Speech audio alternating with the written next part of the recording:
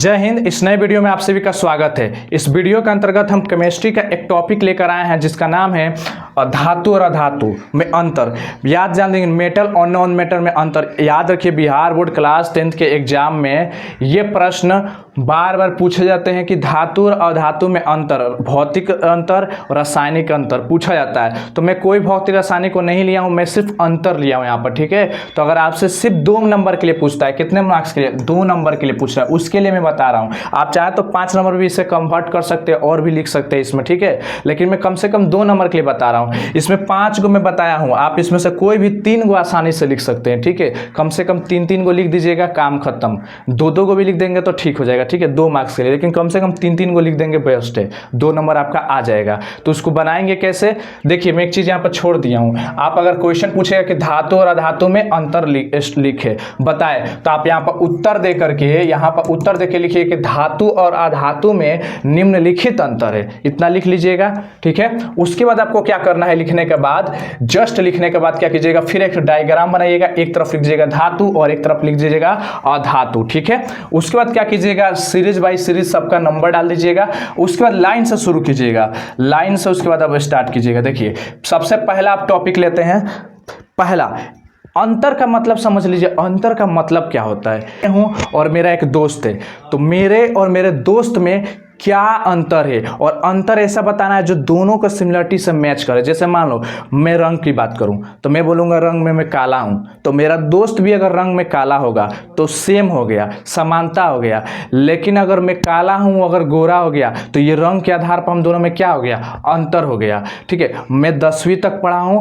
और वो 11वीं तक पढ़ा है, तो क्या हम दोनों में समानता है पढ़ाई को लेकर के? बिल्कुल नहीं है। तो हम बोलेंगे हमारे दोनों में अंतर है, बोलेंगे मैं 10वां तक पढ़ा हूं तो वो 11वां तक पढ़ा है। ठीक है, मुझे खेती करना आता है, उसे खेती करना नहीं आता है, तो क्या हम दोनों में अंतर नहीं है? अंतर है। तो उस टॉपिक को लेकर चलना है, जिस बेस पर, आधार पर लेकर चलना है कि किस चीज के लिए हो रहा है, किस, उसी तरह समझिएगा। यहाँ पर वही चीज से अंतर देना है आपको। इसमें एक विशेष प्रकार का चमक पाया जाता है। मान लीजिए धातु में, आप सभी जानते हैं कि धातु में कैसे जाता है, एक विशेष प्रकार का चमक होता है। चमक का मतलब समझ लीजिएगा, जैसे कि मान लीजिए अगर कोई चमकीला चीज घर में, जैसे चमक जिसमें शाइनिंग दे, मेटल में तो शाइनिंग देता ही है। लोहा ले लीजिए, लोहा अगर धूप वगैरह में तो देखिए उसमें शाइनिंग मारेगा ऐसे, तो वो आपका क्या हो गया?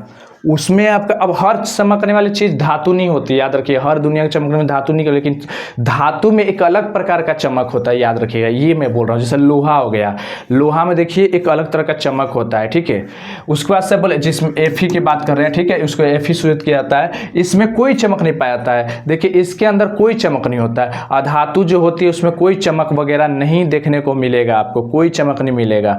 ठीक है, इसमें बिल्कुल भी कोई चमक नहीं देखने को मिलता है। ओके, अब बोला कि 2 नंबर देखिए, यह विद्युत एवं उष्मा का सुचालक होता है। देखिए विद्युत मतलब बिजली, उष्मा मतलब जैसे अगर हम घर में खाना बना रहे हैं और कढ़ाई रखे हैं और कढ़ाई का एक छोर से गर्म हो गया, दूसरा छोर से तो देखिए गर्म हो जाता है, तो एक छोर से दूसरा छोर पर कैसे चला जाता है कढ़ाई का? मान लीजिए कढ़ाई गर्म कर रहे थे, उसमें कलछुल डाल दिए थे, गर्म होते होते देखिए जाके कलछुल छुएगा तो कलछुल भी आपका गर्म हो जाता है ऊपरी से। कैसे?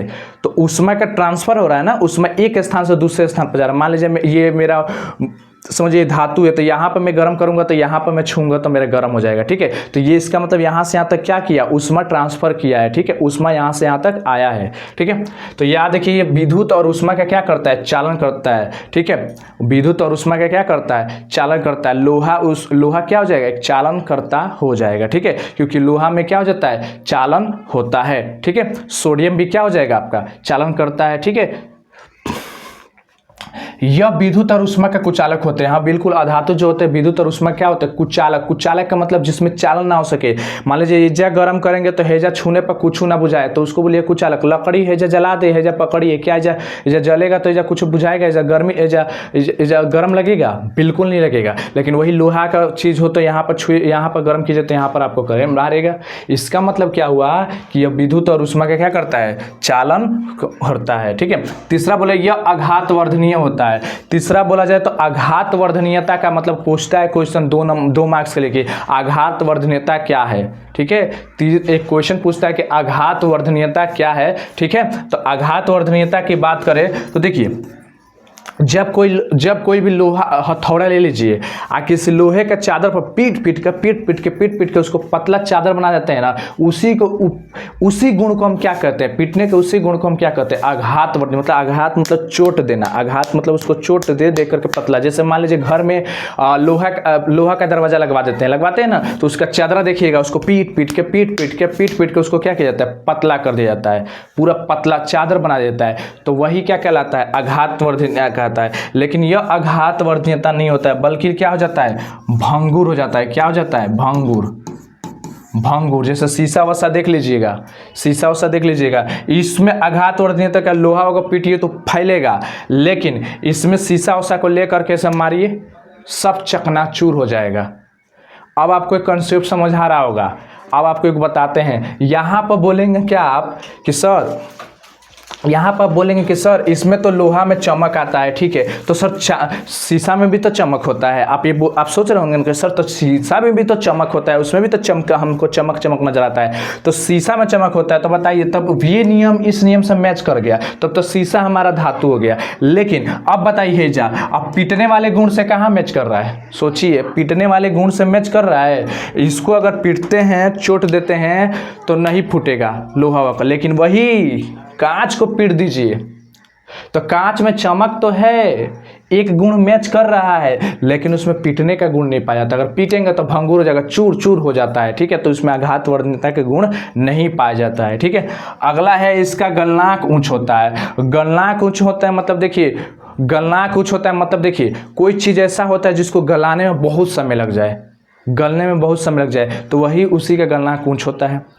अब बताइए, एक पॉलीथीन ले लीजिए और एक लोहा ले लीजिए, दोनों को गलाइए, दोनों में जल्दी कौन गल जाएगा, पॉलीथीन सट से गल जाएगा, और क्या हो जाएगा, ये आपका लोहा बहुत धीरे थोड़ा सा गलेगा, मतलब बहुत टाइम लगाएगा गलने में, ठीक है। तो दोनों में गलनांक किसका हो गया, आप अंदाजा लगा लिए कि दोनों में गलनांक किसका हो गया। तो गलनांक ऊंच होने का मतलब कि उसको गलने में टाइम ज़्यादा लगेगा, ठीक है। जब भी कोई सॉलिड ठोस चीज़ें होगी तो उसको गलने में टाइम लगेगा ना। अब वही जब मुलायम या ढीला होगा, गैस इसमें कहाँ गलनांक, गैस वाली चीज़ें तो सब अधातु है, गैस में कहाँ लीजिएगा, कौन गलनांक को देखिएगा, ठीक है। तो इतना बस याद रखिए कि इसका गलनांक निम्न होता है।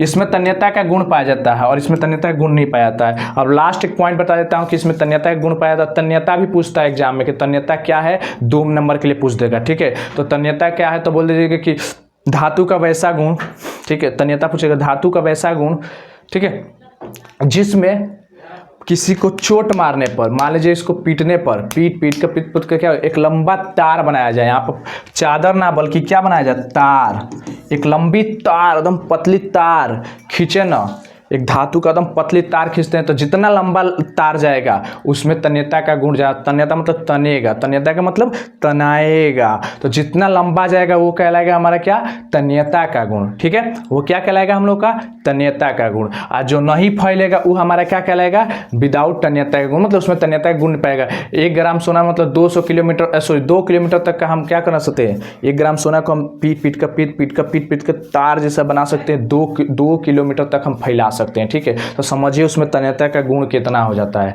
मतलब जैसे आप लोग किसी होता है ना, जैसे चिंगम वगैरह चबाते हैं और चबा करके ऐसा लसवत कैसे करते हैं तो देखिए वो फैलता है ऐसे, तो जितना दूर तक चला जाए तो समझिए वही उसका तन्यता का गुण है, ठीक है। वही इसमें नहीं पाया जाता है, इसमें पाया जाता है। बस इसमें से कोई भी 3 गो लिख लीजिएगा, 2 नंबर का हो जाएगा। आप 4 गो लिख सकते हैं, 5 भी लिख सकते हैं, तो कम से कम 2 या उससे ज़्यादा 3 लिख लीजिएगा, 3 गो कोई भी आपका काम हो जाएगा। इसमें बहुत सारे अभी हैं, बहुत सारे क्वेश्चन है, ठीक है। तो फिर से मिलते हैं एक नई वीडियो के साथ, तब तक के लिए जय हिंद।